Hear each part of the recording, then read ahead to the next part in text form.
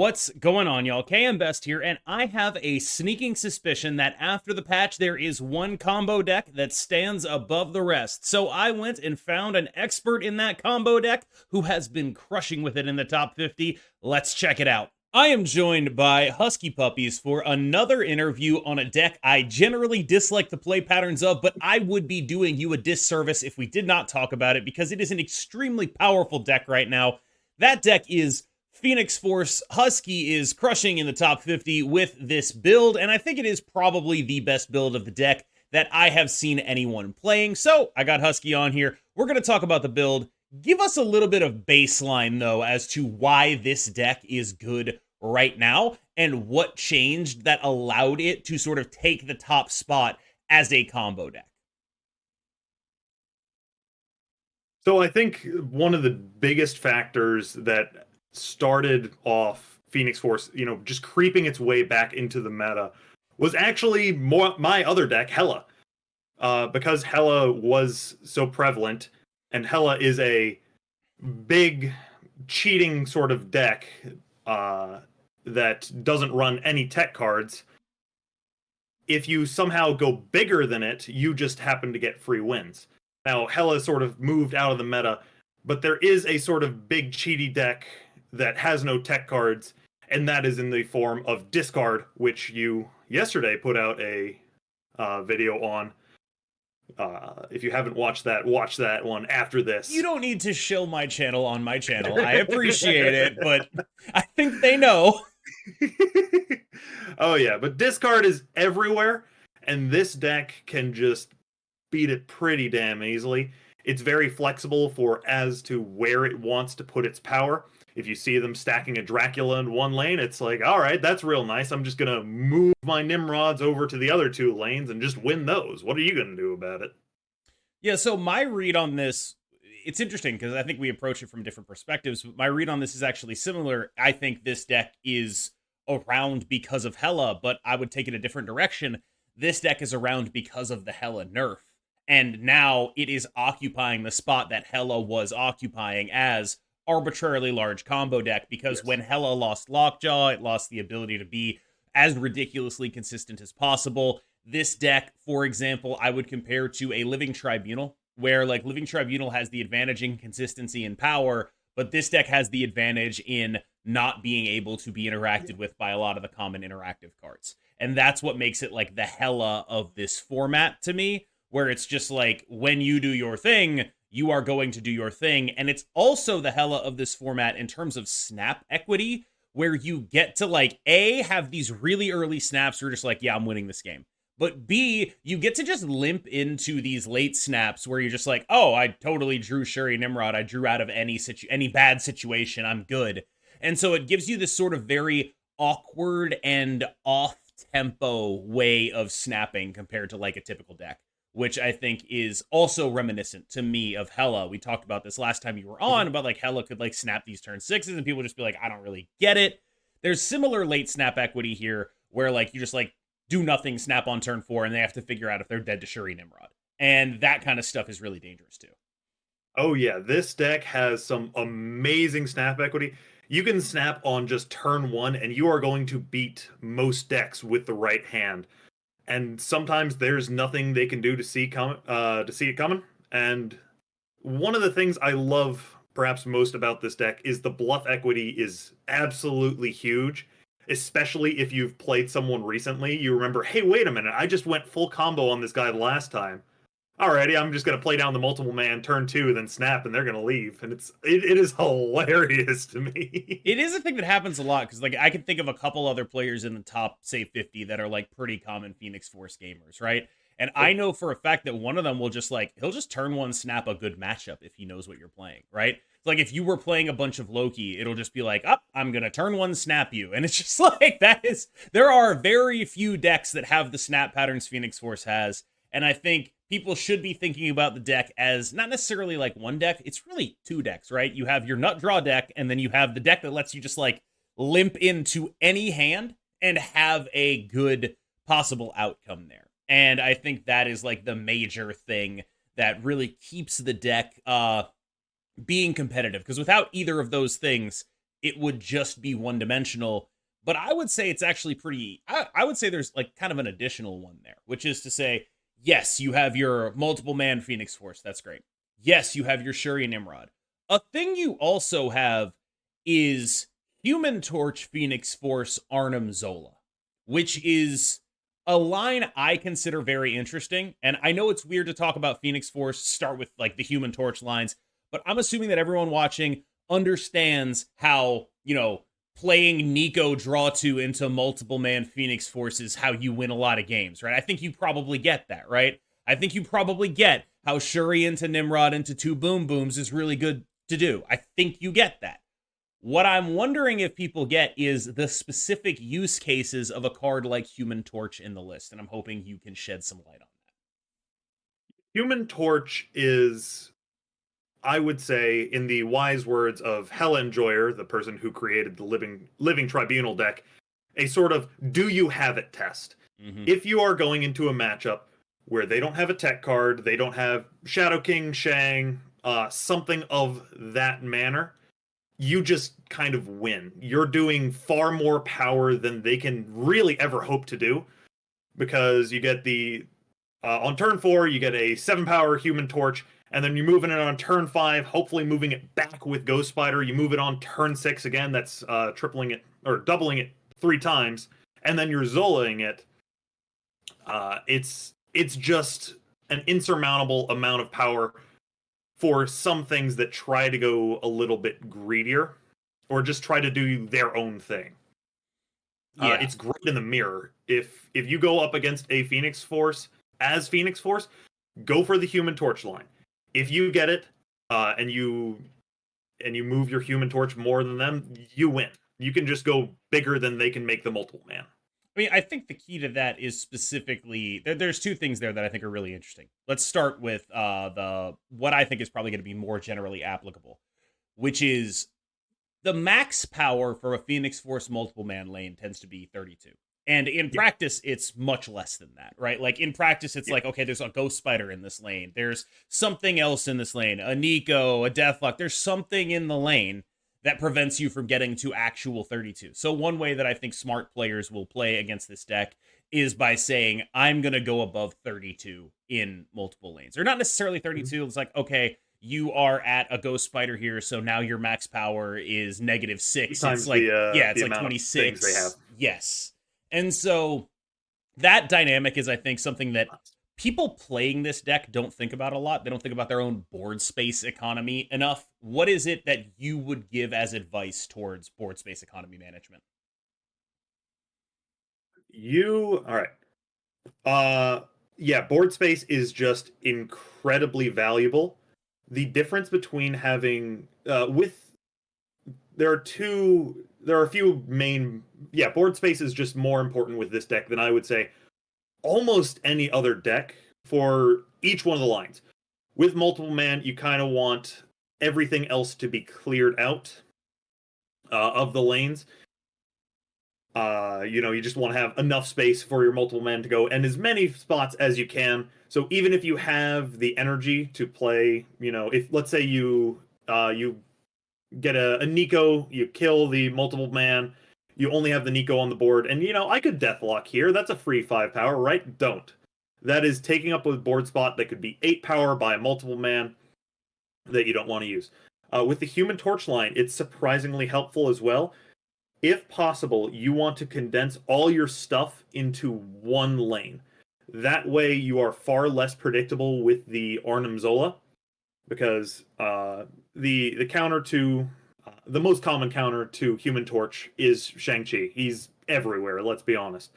If you can make that a 50-50 between where they have to Shang, if they have Shang, by you not having priority and having 2 lanes where you can Arnim Zola, you've increased your odds of winning by a lot. There's some merit to juking out and making other plays, but I assume we'll get into that later. The last one with board space that is really, really interesting that a lot of people don't think about, including myself, until Yo Woody brought it to my attention, is that if you set up say, a Venom in the leftmost lane, and then you set up Shuri and Nimrod in the middle, you can Arnim Zola the Venom. It'll eat the things in the middle. The Nimrods will go to either of the side lanes, and then the Venom on the rightmost lane will trigger. So you can, with that, it's really, really nice. You can, let's say you don't draw into Phoenix Force, you go like Human Torch on 1, Venom on 3 in the left lane. Hey, I didn't happen to draw Phoenix Force. Oh no, but I have I go Shuri Nimrod in the middle, and then I can just Zola. It's a starting play that leads into both lines, and it's one that people don't think about often enough. Yeah, that line specifically really helps bridge the gap here, because one of the issues that I run into, and I think a lot of people who are picking up this deck for the first time will run into, is how do I ration my plays with incomplete information? I only have so many ways of blowing up a card so I can Phoenix Force it, but those ways of blowing up a card are also the way I am going to try to win with Shuri Nimrod.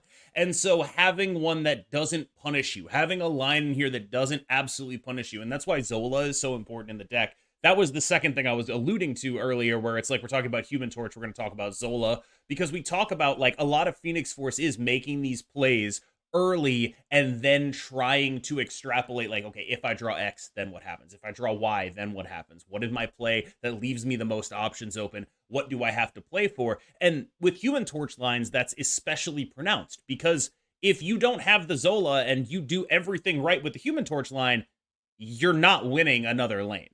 And that kind of stuff is, to me, what defines how Phoenix Force plays. You have limited resources. You need to make a call, usually around on turn 3, which one you're going to. And having just one line in here that doesn't kill you. Like, having just one line where you can go like, multiple man Venom, and then whichever of the plans you go to, you can still pull it off. That's really valuable. It's amazing. I do really love this deck. You're given a toolbox on how to win, and just the ability to pick a different line it makes it really tough for your opponent to play around. You have that information, you can sort of set up your plays for it, and it's completely hidden from them. They don't know if you're going to go Phoenix Force or Shuri on turn 4. And even if you do go Shuri on turn 4, they still don't know if that's going to be a late Phoenix Force into a Ghost Spider, or if it's just going to be Nimrod. And it's amazing, because, they can't really Shang that, because if they do, and it's Nimrod, guess what? You just gave me another destroy. Mm-hmm. I'm gonna do something new right now. Okay, this is a new thing. We're gonna do a card by card breakdown, but the way it's gonna work is I'm gonna ask you one question about each card, and you're just gonna answer that question, and hopefully my preparation and your knowledge will result in something roughly equivalent to like what I typically do. You ready for this? I'm ready. Let's do it. Okay. Many people know that Ghost Spider is typically used to pull Phoenix Forces once they have been either a multiple man or a Human Torch. However, fewer people know that it is used to pull Nimrod as well to dodge tech like Alioth and Cosmo. If it is turn 6, would you default to pulling the Nimrod every single time? What considerations go into your head, assuming your hand is Ghost Spider, Carnage, Venom, you have a Shuried Nimrod? What are you thinking about, especially when people know at the high level that you can do this? Immediate thought is, do I have priority? If I do, it's less impactful.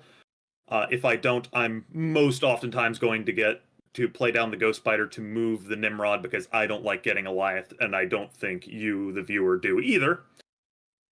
But Ghost Rider, or Ghost Spider, sorry, has another interesting use case, where for the second destroy card that is oftentimes in a lane by itself, you can play it as the last card in the sequence and completely abandon one lane for an extra 5 power with Deathlock. It could be Venom, which is huge, and even a Carnage can get surprising amounts of value. That line has saved me games, because you're not going to win most lanes in Marvel Snap by having a 5 or 6 power card in there, but it can really help in the 2 lanes you really want to fight for. We've talked about Human Torch's role on his own. What about in the matchups where Human Torch is not the plan you want to go for, like a deck that has a Shang, a deck that has a Killmonger, but you have nothing else to do in the early game? Are you still committing to it, or are you just like, if I do this, I'm going to lose. I have to wait for Shuri Nimrod? If it's a Killmonger, no, you don't play it. If it's a Shang, you can very oftentimes juke out the Shang. One of my favorite, just by making weird, like, why the hell would they ever make that play kind of plays? The psychopath plays, as I like to say. Mm-hmm. One of my favorite lines, I use this oftentimes against Tanjo. Fun fact, I started off as a Phoenix Force player before I transitioned into Hela. Sometimes I would just not move the Human Torch because they sort of, expect it to, move and get power, and then they Shang there. But you can turn that 50-50 into 100%. It's a huge amount of power, and if you can predict where people are going to Shang, if they're going to Shang, you can very oftentimes win with it.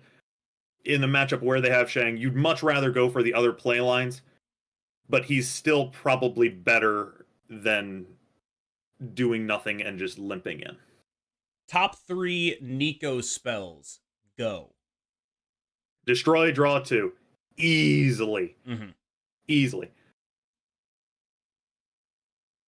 Move a card has some surprising utility, either played into a Phoenix Force on turn 5, or you can play it on a Shuri. It moves the Shuri, and then you can set up for a Nimrod and then Arnim Zola. And then either just I think the ones that either give Nico power or make things slightly stronger are just all tied for a collective third. You don't really need them as much as you do. Oh, well, okay, maybe the location change spell. That could scam you some games. I was surprised you didn't mention the clone.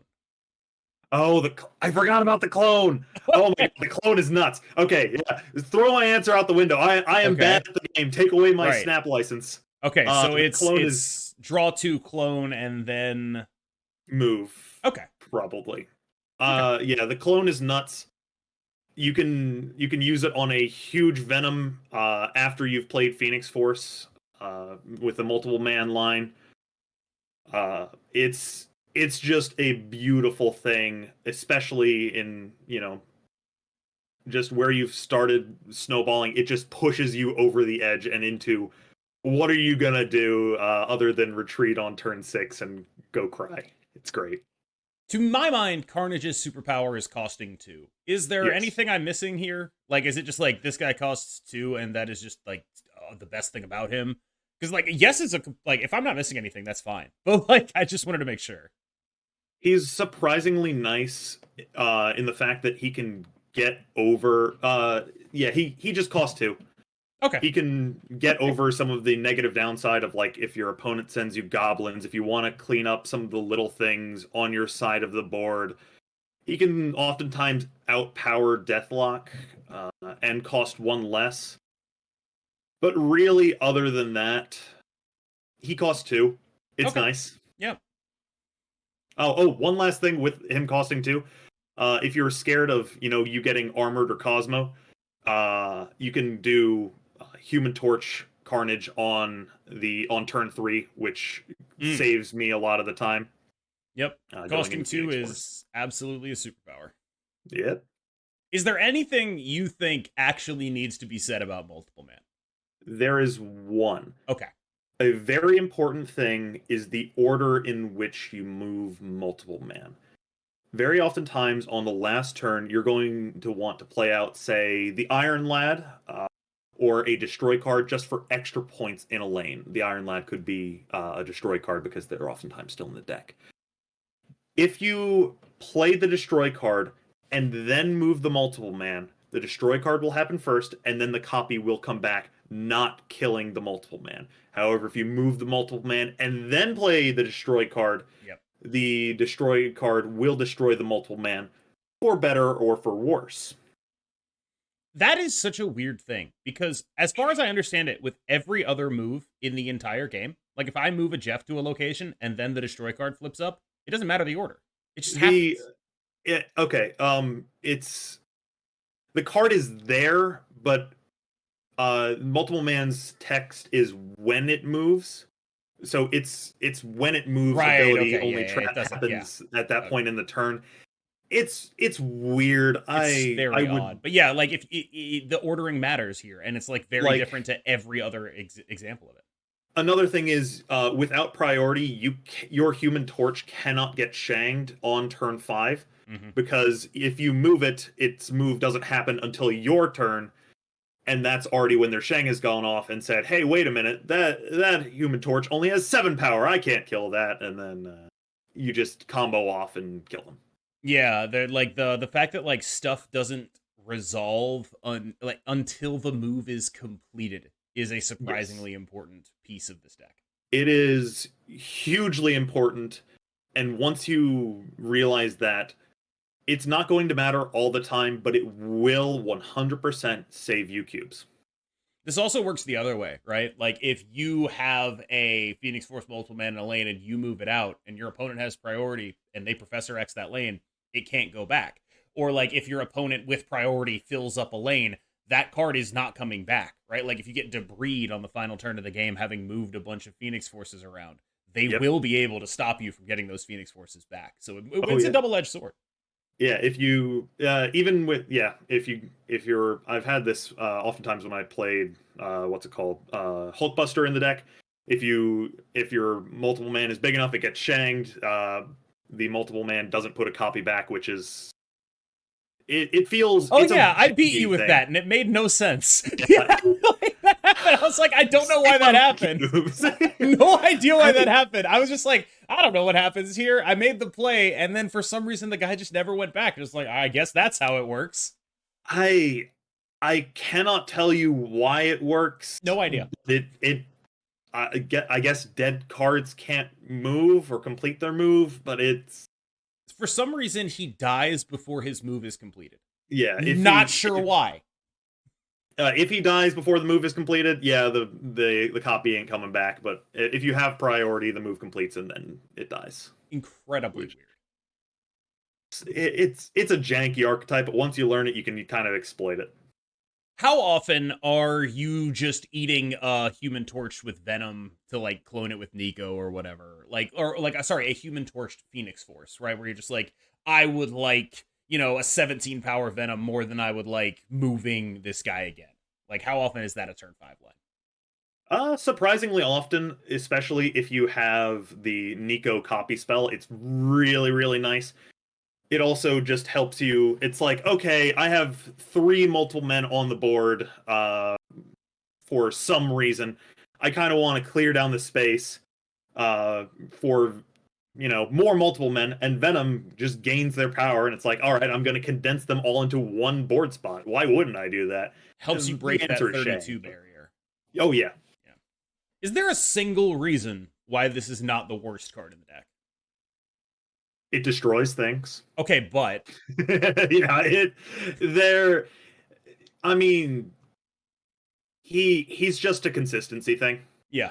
Like if you could run a second copy of Carnage or Venom, you would. Deathlock is kind of the third wheel in the or third string, third chair, whatever you want to call him. But he has saved me games, and oftentimes it doesn't matter if a multiple man is destroyed by a Carnage, a Venom, or a Nico, or a location. It gets destroyed, and you know what? Phoenix Force brings it back and wins you that game. Yeah, he's like the worst card in the deck, but you have to have like the critical Yeah. mass of boom booms because A, Phoenix Force, B, Nimrod, right? And it's like, well, if I Yeah. don't have it, I guess I gotta run it. But he does strike me as like very easily the worst card in the list, but we are still priced into running him. I'm gonna group Shuri and Nimrod together because, I'm gonna do that, I think. Shuri is really maybe I won't do that. Let's talk about what Shuri does outside of Nimrod. How often are you willing to Shuri a Phoenix Force and have that be what your plan is? And if not, why not? sometimes you want to. Shuri is most oftentimes a stall card. Okay, I don't have my Phoenix Force or my in my hand. I don't happen to have Nimrod either. I would like to draw one of those. I'm going to play Shuri down, and it gives me another opportunity to draw something. It's really, really nice with Phoenix Force just to be able to, okay, I'm going to wait here.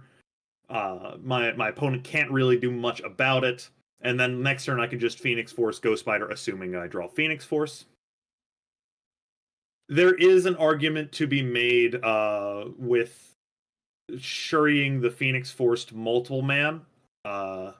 Just if you need it to be just bigger than other things for some reason. The location that doubles the power of the highest power card comes to mind. Can't remember what it's called.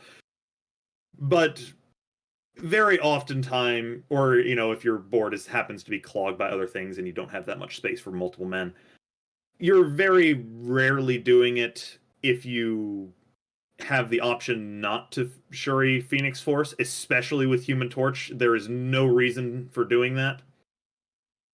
But sometimes you have to. It gives you another turn to sort of stall out, and very oftentimes it's just good enough to beat your opponent anyways.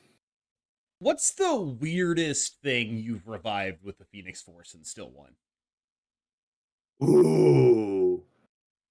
I think I beat Dexter recently with a ghost spider. Or maybe it was the ninja from the Valley of, no, it's not Valley of the Hand. I don't know what it's called. The -2 power ninja. Yeah. It's oftentimes the rocks. I've done it with the squirrels. One of my favorite interactions, or two of them actually, is with Hotel Inferno. It burns a card in your deck, or the old Yondu. New Yondu still does it too. You can bring back a destroy card like that because it does count in the destroy pile. Slight tangent from this deck, but I did have a Phoenix Force deck that was my old Hela deck, just with Phoenix Force teched in for the Hotel Inferno hot location day. My god, that was the most fun I've ever had in Snap. They burn my Hela, they snap, I bring it back for 2 less energy. Oh, it was a beautiful thing. Phoenix Force is just a beautiful card. It oftentimes wins you games, and you can do sneaky things with it that you may not think of. I've even won games where I've played 4 cards in total, and that was Nico draw 2, you pass until turn 5 where you play Nimrod, and then you go Phoenix Force, bringing back the Nimrod and Carnage. It's beautiful. Oh, it's beautiful. It's a fucking beautiful line. Oh my! Oh, nobody sees it coming. It's spicy, and they're just gonna stare at the screen, just go, "What just happened?" Because I know I did. Mm-hmm. What's this guy doing in here? And are there any cards you'd consider flexing in for him? Because I think why he's here. He's just like, oh, I'm going to dig 1 card deeper for, I get to limp into these games. I get to dig 1 card deeper for my Shuri Nimrod stuff. Sure, I'm with that, right? But I know a lot of people don't have 6,000 tokens on hand for a card for limping into games. So are there any other considerations that it doesn't have to be like budget, just like other cards that they may have? There are 2. The most common substitutions for Iron Lad, the things that I took out in favor of Iron Lad, the 2 cards that can go in the spot. Doctor Strange, he can group up multiple man, get a little bit bigger, sort of accelerate that game plan. He can even do it with a Nimrod if you get early destroys on those, bring those back to the middle. I don't really like them all that much, as well as Eliath. Eliath is just really, really nice for closing out games. Hey, you had a tech card that counters my multiple man? No, you didn't.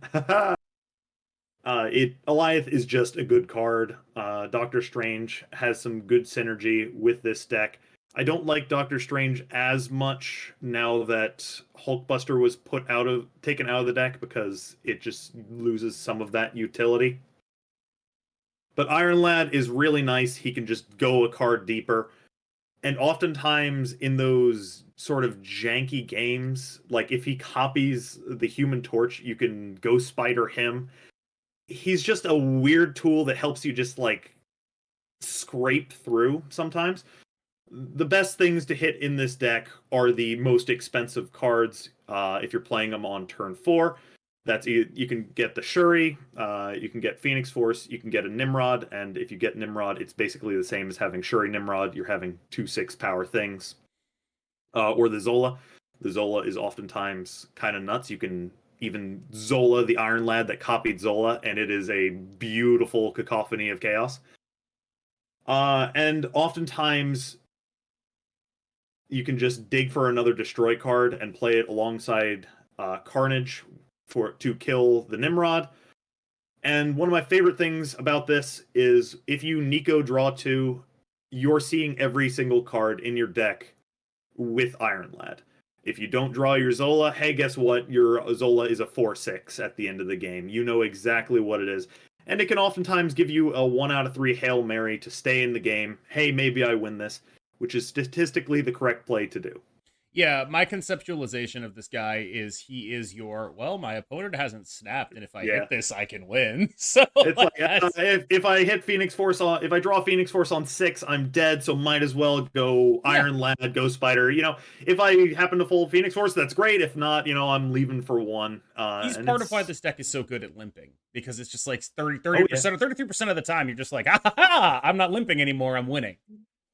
Oh, yeah. Big man go boom boom. What dynamic did Nimrod introduce into this deck that was not previously there, and what matchups does he allow you to attack most profitably? Nimrod is really great when your opponent has cards that oftentimes counter your other stuff. That being like Shang-Chi, Shadow King. Shadow King hurts Nimrod a little bit, but 6 is going across the board is still pretty dang big. He's largely uncounterable. And one of the great things about Nimrod is he's a phenomenal secondary game plan. Because in some Phoenix Force decks without Nimrod, hey, guess what? You didn't draw the 1-card Phoenix Force that your deck is built around, and now what do? You're kind of left with all these destroy cards, and you're just sort of stuck there. Nimrod's a great thing that's sort of like Phoenix Force and Nimrod, have the same friends. They all like Venom, they all like Carnage, they all like Deathlock. They both like Ghost Spider, they both like Zola, they both like Lad, they both like Shuri. And it's just they just work together. They don't oftentimes work with each other. They can sometimes. So what you're saying is, if you want to be my lover, you've got to get with my friends. You're goddamn right. Speaking of lovers, Arnim Zola is a card that has a ton of cross synergy in the deck. We've talked about 3 major use cases, specifically like the Human Torch stuff, the Nimrod stuff, and of course just using it to Venom and get a Venom going across to trigger your Nimrods. Is there another use case for Zola that you think people might be missing? He's just really good in some doubling locations. So Bar Sinister, Sinister London, those are really, really nice. You can copy the Zola. He just spreads everything everywhere and just makes your board pretty much insurmountable to most other decks. Is he like your, your blue Marvel in Bar Sinister? Is that what level we're talking about here? Or yeah, if you get the Venom down, yeah, it's Venom in Bar Sinister, and then you just Zola that same lane last turn. It's going to be a fast forward, and then hey, guess what? Your Venoms are just absolutely huge in 2 spots, and then you win the game. It's really, really nice. But yeah, he works with Nimrod. He works with a destroy card that you've set up on turn 3 for a potentially failed Phoenix Force line, and he says, "You know what? I'm going to give you another shot, and you're going to get to destroy those Nimrods, and you're going to feel good about yourself." Well, as someone who never feels good about myself, that was a phenomenal summary of Phoenix Force and the archetype. Husky, thank you so much for coming on. Let the people know where they can find you. You can find me on twitch.tv/HuskyPuppies35. I want to give a quick shout out to a couple people. Woody, or Yo Woody, on Twitch, as well as Tanjo. He doesn't stream. He really should. He should. I want him to. He should. He should. He's too good not to stream, and I really want him to. If you guys want to, just say, yeah, give him support or something like that. I don't know how you do it, but that, and thank you, KM Best, for having me, even though you hate the decks that I use. Really do. I really do. I'd like to give a shout out to a little known creator, KM Best MS. Remember, click subscribe on this channel to support KM Best MS. And of course, you can check out Husky. His links are going to be in the description below. Thank you so much for making it this far in the video. I hope you enjoyed the new format. Let me know what you thought about it with the questions and answers, card by card breakdown. I thought it would be pretty cool, and I think that was a pretty good test run. So thank you for participating in that, Husky. And of course, I'm happy to be here. To everyone who made it this far in the video, thank you so much. I've been KM Best. You just got the Husky boost, and I'll see you in the next one.